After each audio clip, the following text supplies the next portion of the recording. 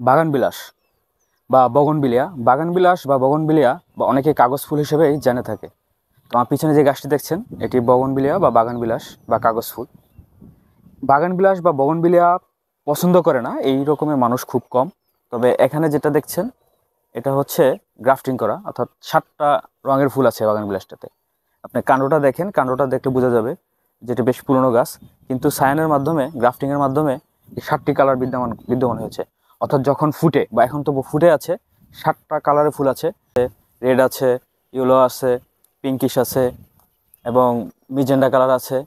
এরকম আরও বেশ কিছু কালার আছে, উপরে একদম ডিপ মেরুন কালার আছে। অর্থাৎ এভাবে 7টা কালারের সমন্বয়ে এই বাগান বিলাসটি করা হয়েছে।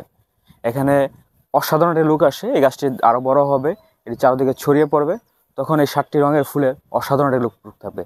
বাগানবিলাস আমাদের বেশ জনপ্রিয়, এটির সারা বছরই ফুল থাকে, অর্থাৎ পানি কম বিদ্যমান রেখেই এই গাছটি রোপণ করা হয় এবং সেই কারণে এই গাছটির জনপ্রিয়তা আমাদের দেশে প্রচুর আছে।